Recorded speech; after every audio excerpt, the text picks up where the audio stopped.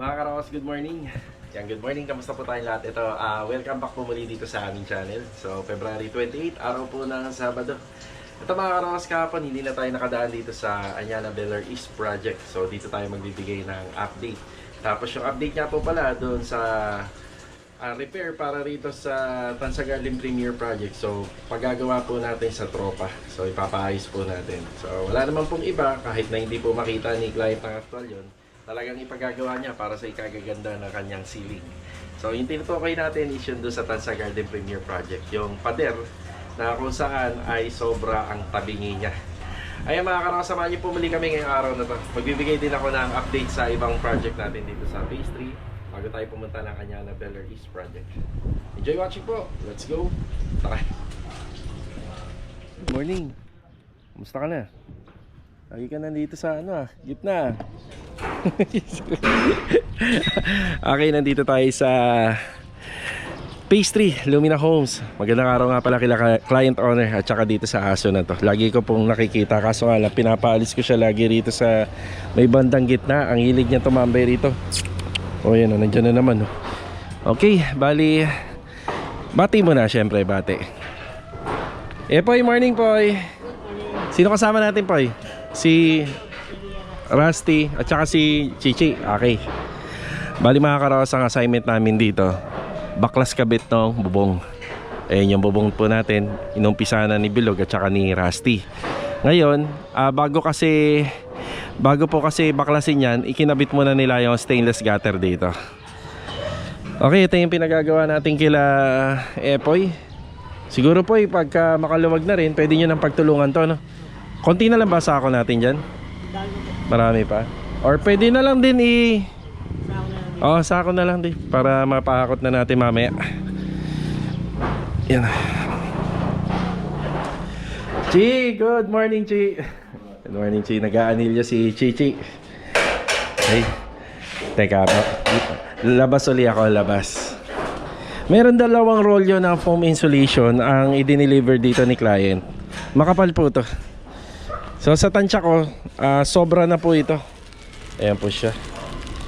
Yan, sobra na. Bali ang mangyayari nito ay gagamitin po natin dito.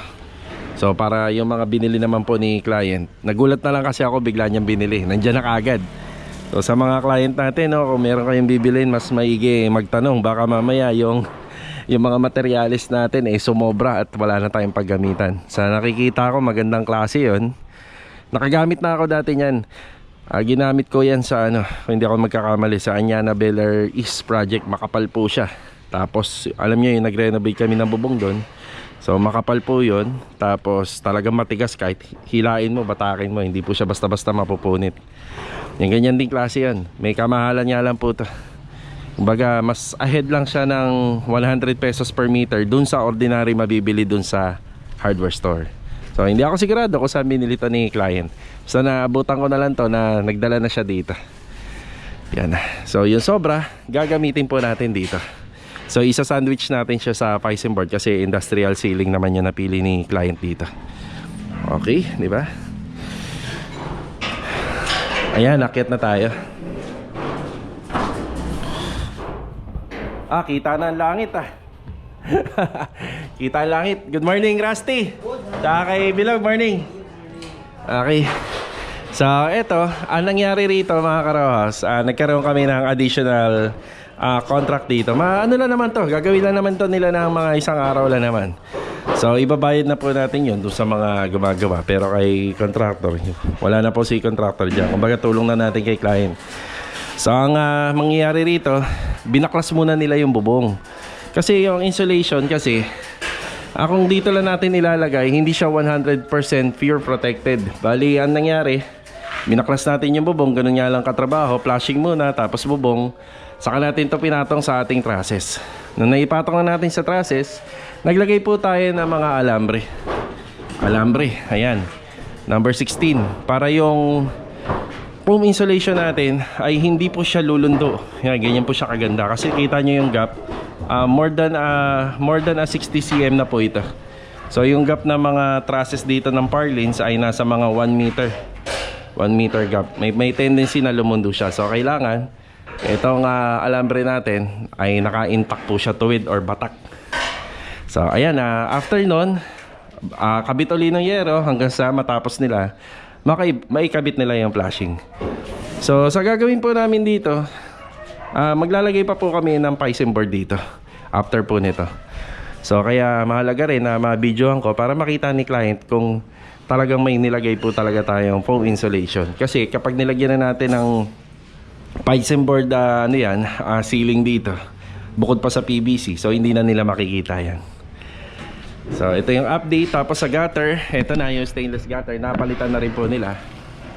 Yan. Dito din, di ba? Okay, mukhang mag-iingay na ba? Mag-iingay na si Bilog? Hindi pa ba? Akala ko mag-iingay. So, sa gabal yung vlog natin. So, yung mga ganito pong klaseng na unit, nasa 21 square meter lang po to. Kailangan lang po ito isa matapos ng 1 day lang. Kasi baka mamaya umulan. Pag umulan, syempre, pasok ang tubig dito. So, importante rin na ini-schedule to yung mga ganitong klaseng proseso ng trabaho kapag maganda yung weather. Di ba? Parang hindi uulan. Dito pala sila. Okay, laging basaya araw-araw yung ating slab hanggang sa matapos yung curing time. Napakahalaga niyan, napaka-importante dito sa project natin. So, syempre marami pa namang proseso at ibang detalye yung gagawin dito. Importante lang lagi siyang nadidiligan. O, di ba? Dilig. Yan, nakasama natin. Okay na. Makakadiretso na sila ng gawa rito. So, pagkatapos ko lang dito, yan, pupunta naman po tayo dun sa kabila. Check natin yung mga nagawaran. So, hindi pala give up nila client owner dito yung kanilang existing roofing at saka flashing kasi naipakita ko naman po sa video na maayos pa. So, ang gagawin dito is maintenance. Yan, maintenance po ang gagawin namin dito. So, after lang po ng roofing, so bandang mid na tayo, ipapa-maintenance na natin yung bubong para okay na. So yun yung tipong nagkakabit na kami ng ceiling dito at saka PVC panel. So kailangan naka-maintenance na yung bubong para matesting na. All goods naman yung bubong, no? Ayos naman. Yun doon, magbe-maintenance naman tayo. Tsaka napalitan na rin yung ating gutter. Ayos. So salamat dito sa dalawa nating kasama. Ayan. Okay. Yan ang update sa ating mga materyales. Kaya ito medyo makapal-kapal. Kasama na rin ho kasi rito yung pang insulation natin. So tingnan na lang natin to kung magdadagdag tayo. Kasi kami naman pag gumagawa, saktuhan lang. So pag nag-order kami ng materyales, saktuhan lang. Lalong-lalo na kapag kay client owner yung materyales, no? So yan yung malasakit natin sa client. Pero pag labor materials ako, ang ginagawa ko talaga, sinusobrahan ko para hindi ako magpabalik-balik. So di ba? Ayos. Yan, simento. So medyo masikip pa. Tapos dito may poste na tayo rito. Yan, postehan na. Bali ang total na poste nito is 1, 2, 3, 4. May kita nyo yung gate. Medyo malaki to. Yung opening nasa 3 meters. Tapos yung opening din ng fence, wala na po sila kasi pinalagay dito na service entrance, kaya medyo mahaba yung span nito, yung gap niya. Wala namang problema diyan, di ba? Tapos pag dito naman, nag-reduce na lang po kami ng poste rito kasi suporta na lang po to. So iniiwasan natin dito na kapag nag-aasintada tayo na walang poste, dikit lang rito, ay may tendency mag-crack, may tendency maghiwalay sila. Kung nakaposte yan, may puting, matibay, di ba? Matibay dito. So, syempre, may mga electrical wiring yung mga poste natin dahil may ilaw. So, sa nakikita ko, itong tatlo lang ang lalagyan natin ng ilaw. Hindi nakasama yung dulo. Ito muna yung update dito sa project natin sa phase 3. So, bukas makikita natin yung resulta dito. Akyat po tayo dyan. Tapos, buong maghapon nila gagawin yan. Tapos titingnan din natin yung mga nagawa nila rito. Tingnan natin kung yung insulation na kinabit nila ay pulido, or tingnan din natin kung hindi lumundo yung kinabit nila, kung maayos. Alright, dito pa rin tayo sa phase 3. Ayan, good morning din kila client owner dito. You know, so another day, another basura na naman. Okay. So nakapagpakakot na ako ng panambak, pero itong mga nakikita natin dito, additional na, saan ba galing to? Ayun, yun dito. Tapos yun doon sa TNB. Pero yung iba basura na pwede na po natin i-pull out. Tapos ito yung mga pinutol na tiles. So pinalabas na rin po natin sa kanila. Tapos lata, empty na lata na wala na masyadong laman, or wala na talagang laman. Okay, bate. Ricky, good morning. Good morning, boss. Mot, morning Mot. Morning, sir. Hindi na mot-mot ah. Tapos Louie, morning. Good morning. Happy birthday, Ricky! Ay, birthday ni Ricky. Birthday. Bakit? Ay, ilang taon na ka? Rick, ano ka ba? Ano ba birthday mo? 28, 29? 28, ho. 28. Muntik ka na maging 29, Rick. Ricky, ka-birthday mo pala ang anak ko, na bunso. Ricky, happy birthday ah. Thank you, pate. Happy birthday. Yan. Ginanap na natin yung birthday ni Ricky. Yung birthday ni Epoy, isahan na yun eh. Hindi, may ano ka sa akin mamaya. May regalo ka sa akin. Okay, dito na muna ako. Yan, dito sa ginagawa ni Louie. So medyo na-delay lang to ng 1 day kasi pinagtulungan nila yung pagsasaayos ng water line.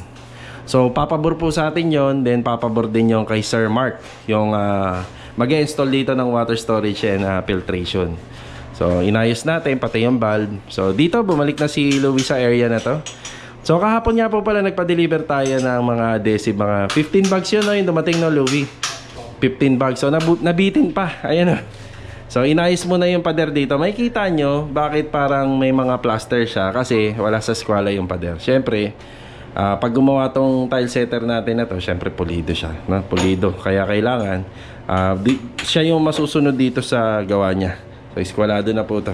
So sa design, yan, nagbigay na ako ng disenyo sa kanya. More on gray lang naman to, yung pinaka-design ng mga pader. Tapos meron siyang isang combination ng accent wall from wall to floor. So maganda rin to kapag natapos. Yan, double check natin.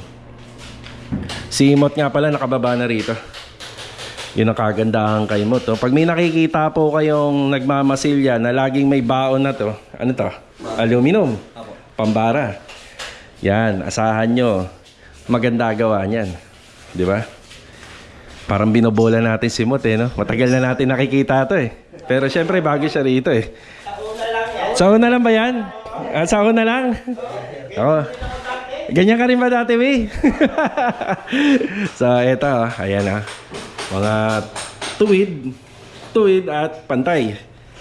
So syempre may mga tinatawag tayo sa renovation na first touch, second touch, third touch, at saka yung pinaka-final. So itong ginagawa kasi ni Mot dito, third and final touch to, kaya nakasalalay sa kanya yung ikagaganda ng bahay. Patay ka dyan, Mot, nakakaba yan. Okay, dito naman tayo kay Ricky. Ang update dito, third day. Kailan mo to inumpisan, Rick? Third day to, ano? Third day ni Ricky to. Bali, siya lang yung pinagagawa natin ito kasi hanggang sa matapos. Hindi po natin to pinagalaw sa iba. So, pinakasintadahan natin. Tapos, pinapormahan natin. Makikita nyo, ito pong part ng platform na to, slab po to. Ayan, slab. Tapos, ilan ang gap nito, Rick? 30 o 40? O, 40 ho yan. nasa 40 cm kasi para yung tao, sa maintenance, makakagalaw pa po rito. Tapos yung tiles na yun, makikita nyo, medyo mataas yun dun sa dulo. Mataas po yung paislan po yung papunta rito. Para kapag ang tubig may pumasok doon, ilalabas niya lang din po uli. Or unless magpapalagay siya ng cabinet, safe na. So ito nga po pala is papaplaster natin. Yung plaster nito is may halong waterproofing. Tapos ipalilinis natin. Kapag nalinis na, ipapa-waterproofing natin. Okay? Tapos yung utility sink kasi na to is lalagyan po natin ng tiles. Yan, simula doon hanggang dito. Hanggang dito. Pati ito, kasama na yung magkabilang gilid sa ilalim at dito sa gilid. Siyempre, prone na to sa wet area. Siyempre, wet area siya. Prone na siya lagi sa basa. Kaya kailangan naka-tiles na lahat. So, may kulang tayong materyales dito uli. 15 bags uli ng buhangin. Yan, buhangin uli. So, pautay-utay na lang kami rito para hindi na tayo magsobra. Siyempre, tulong na rin din natin sa kliyente. So Ricky, ang installation ng tiles nito, so simula rito hanggang dito, dulo, pababa. Ito ang kanto. Yan. Yan, pababa na Dito siya. na lang kuha ko ng 6 kilo. Diyan ka na mag-umpisa. Tago na yung si Rojo ron, kung sakaling magkaroon. Okay, bali naka 45 cut lahat to. Para maganda. Nakaganon ba ng konti to, boss? Yung dito niya. Kahit ipantay mo naman, wala namang kaso. Kasi talagang wet area naman to. Wala namang kaso. Tsaka isa pala, may drain tayo rito. Ayan, dito malalagay yung mga water storage and filtration. Ito na yung abang natin. So may in tayo, tapos dadaan sa tangke, tapos i-release ng tangke. Yung distribution, lahat sa faucet, second floor, first floor, kitchen. So lahat po is naka-filtered water na. Okay. Yan o, medyo malinis na po dyan. So dito naman po muna tayo magkakalat. So yan na muna yung update dito sa isang ongoing project natin. Bali dito sa hardware, nagbayad lang tayo ng materyales. Ito yung kahapon, 15 bistay. Tapos nagpa-deliver tayo ng 15 bistay uli ngayon. So ayan na. Siguro sakto na ito hanggang matapos. Tapos ito yung doon sa project natin sa Phase 4. Tara. Nandito naman tayo sa Tansa Garden Premier Project. So mabilisang update lang. Good morning kila client owner. Ito nga pala yung isa sa mga topic natin kahapon. Ayan, nakakasira talaga ng gawayan kapag sa finishing. Kapag hindi mo yan inayos yung pader. So kaya nga sa umpisa kapag may mali na, so mamamali na rin po. So ito na yung nangyari. Good morning kay Kuya Richard. Tsaka kay Sunday morning po. Ayan, inayos na po nila. Ayan na yung resulta. Yun na. So kahit plastering na lang tayo, bawi na lang sa Versatex. Okay. So ayan po, so inayos na po ni Kuya Richard. So pantay na tong pader na to at wala na tayong magiging problema rito. Pagkatapos nito, susundin natin yung pinaka metal framing nitong balcony, yung pinaka ceiling nito para may pagpatuloy yung PVC panel installation. Tapos ang gagawin nila rito, paluluwagin na po nila to kasi magle-layout na ng tiles gamit yung 60 by 60. So yun lang. Okay na rin yung kisame rito. Kaya nakababa na rin yung mga wire para sa center light, pin light, power counter at iba pang mga ilaw na ilalagay natin dito. Piston board ceiling po yun dito sa baba. Okay. Yun lang ang update. Yan. Tara, tatanghali na. Doon na tayo manananghalian sa Anyana. Yan, may dala tayo laging baon. Pagka finishing kasi hindi na ako umuwi ng tanghali. Yan ang pinagbaonan tayo ni Mrs. Let's go. Nandito na tayo sa Anyana Beller East Project. Magandang araw and good morning sa client owner natin. Ay si Master Dindo nandito sa gilid. Master Dindo, morning! Good morning! Yun oh. So pupunta si client ngayon. So pinakita natin tong frontage, yung pinaka magiging color combination niya. Yan, white and black. So white and black siya. Tapos dito, sabi ko, pinturahan muna namin tong harapan para makapag-decide siya kung kukulayan pa ba natin yung mga existing na moldura rito, pati yung sa bintana. So ang usapan kasi namin dito, i-plain white lang po muna namin. Pag nakita niya yung pintura dito sa pinaka frontage, tingnan natin kung ano yung magiging decision niya rito. Okay, Philip, morning po. Morning. Yan, nagkakabit na ng window grills dito. Jesse, Master Jojo, morning. Sa kay Adonis, morning. Good morning. Ito na yung mga ginawa ni Adonis. Yan, siya rin po yung magkakabit. Ayan yung mga window grills. Kaya Rigor, morning po kaya Rigor. So ito nga pala yung mga nagawa kahapon. Tapos sila Master, yan, nandito po kahapon, tsaka si Vincent. So babalik na lang po daw sila Martes na. Martes sila babalik. Tapos ito yung ating bar counter na gawa po sa aluminum. May kita nyo para nakalagpas lang yung wall fluted panel. May kakabit pa kaming tiles dito sa gilid. Pati dito. Yan, nakasikasuhin ko yung pagbili ng tiles nito. Kailangan pa natin ng mga 2 pirasong 60 by 120. Yan para dito. Tapos may ilaw po yan. Nandito sa ilalim. Yan, may natira pa silang cladding. So gagamitin pa natin dito yan. Tapos sa sliding, ito na. Yan ang sliding.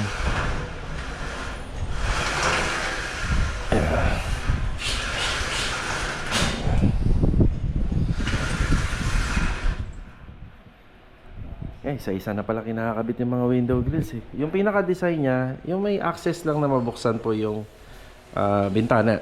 Yung iba ho kasi nito, kung saan yung handle, so naglalagay pa po ng curve, no? Kinukuha yung sukat ng handle, so nilalagyan pa po ng disenyo. Sa amin ganito na, para malinis tingnan. Basta may access lang po dun sa pihitan ng handle, okay na. Yan na, di ba? Ayan na. Yan, tapos dito naman, maglalagay pa sila ng screen. Yan, screen net, yung mga aluminum installer. So dito na po nila ikakabit. So ito po yung update ngayong umaga. Napakalinis na rin pala rito. Iba talaga kapag nalilinisan na pintura. Tapos dito na ho kami. Naiwan na yung mga gamit na mga aluminum installer dito. Lahat na magagamit pa. Yan. Tapos sa Martes, susukatan po yung additional dito na para sakahan ng ng washing machine. Yan dito banda. Yan, nagpapa-additional si client dyan. Tapos may dumating na washing machine dito at saka TV. Saan ba nila nilagay? Dito yata.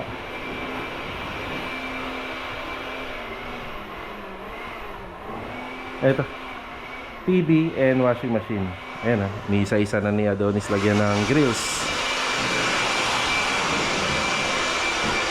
Tapos yung sa hidden door, ayan, kinakabit na ni Master Jojo. Ayan, hidden door natin dito. Siya nga pala, muling bibisita sila client owner dito sa project.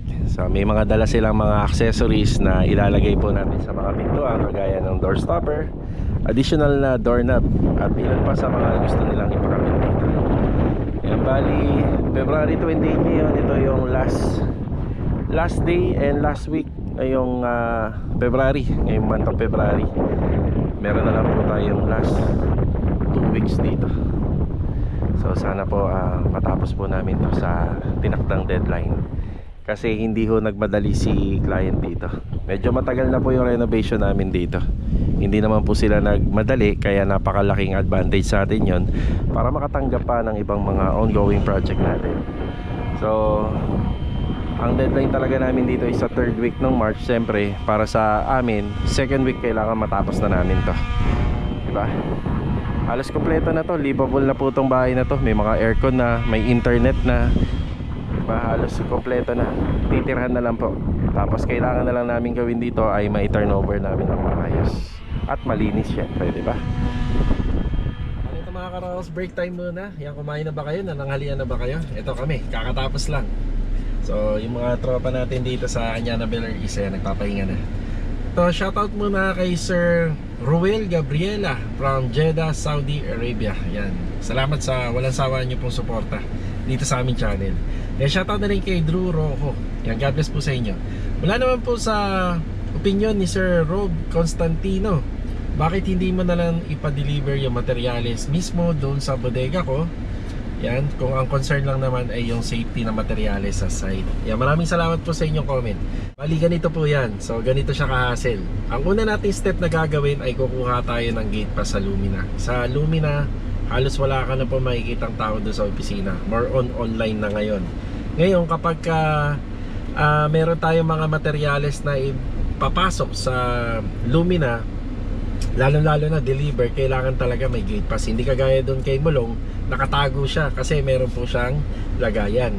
Ngayon, pagka nagpakuha tayo ng gate pass, inaabot po minsan ng 1 week or 2 weeks bago mag-reply yung yung admin nila.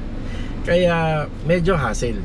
Tapos kung ipapadeliver natin sakto doon sa bodega, ako lang po ang tanging humahawak ng susi ng bodega at wala nang iba. So syempre maselan yung bodega, naglalaman niya ng ibang mga mamahaling materyales, kaya kailangan yung safety ng bodega nasa akin lang.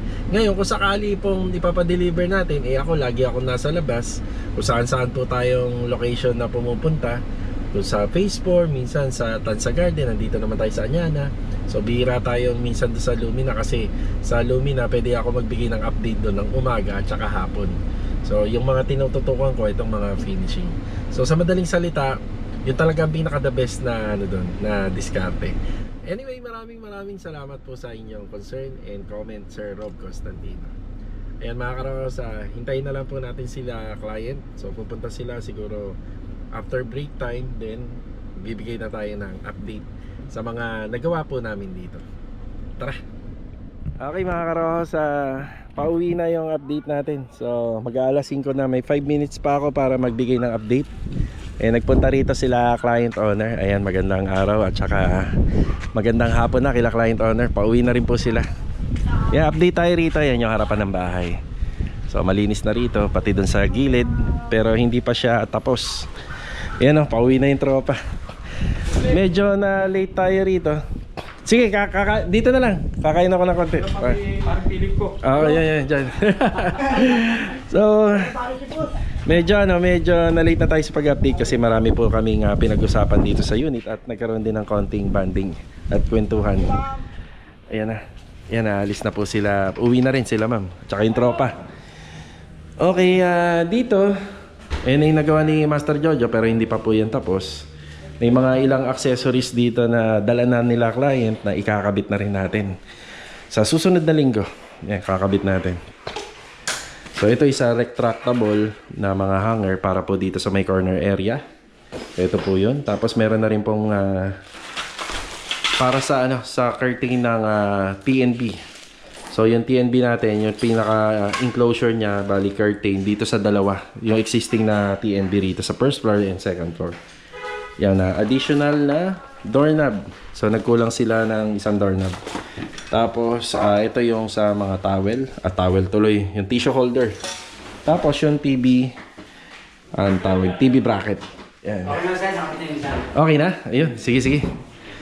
So, tapos update na rin po dito sa mga grills. Yan ang window.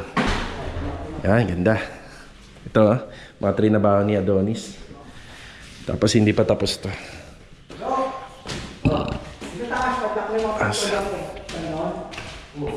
May pahabol pala si client dito. Magkakaroon po ng mga additional outlet dito. Yan, abangan na lang natin. Tapos yung ilaw, ewan ko kung mabubuksan pa. Ayun, medyo lumaki na yung ilaw rito. Yan. So ito kasi medyo maliit, naliliitan sila. Yan, medyo okay na po yan. So ayun lang naman po mga karos yung update natin dito sa Anyana. Ayan, nagmadali na lang ako sa vlog kasi nakita ko na pala, mag-aalas 5 na ng hapon. Yan. Tapos dito sa may TV console, may tatago tayo rito para talagang plain lang. Hanggang dito na lang po muna mga karos yung ating vlog. Ngayong araw po ng Sabado. Yan, uwian na rin. Na. Yan. Okay. Maraming salamat kay client. May pa-shakies kayo ha. Shakies! Okay na? Okay na yun, no? Okay na. May bakal pa tayo rito. Additional dun sa dito, yung window grills dito sa taas. Para sa daan tayo, may ngatapin tayo pare. Dito na, kailangan ko na pa. Mapapipili pa. Kainin nyo na. Sarap eh. Okay na ako. Okay na ako dito. Sa inyo. Yan para tanggal gutom mo, Kuya Philip. Nahihiya pa, ano?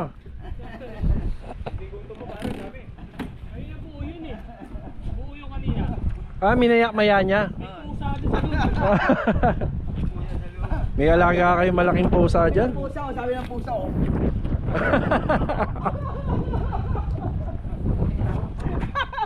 Malakas pala kumain to, no? Kumain yan.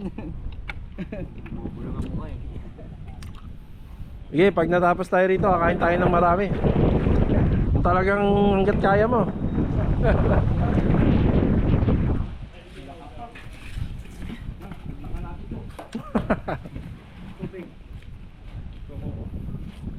Okay na po kami rito.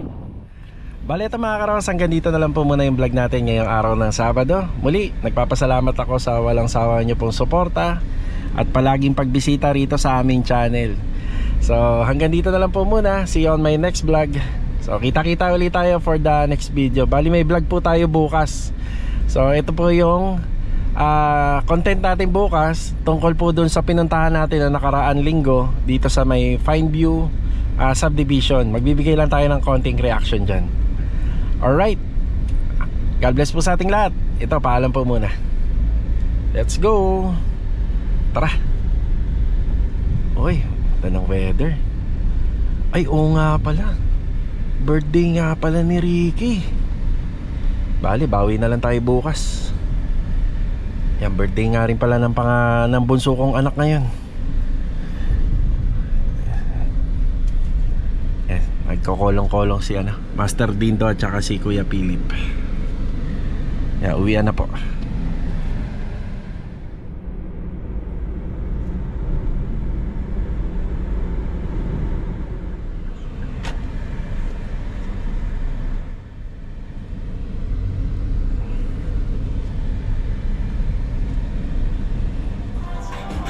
Chanel, happy birthday!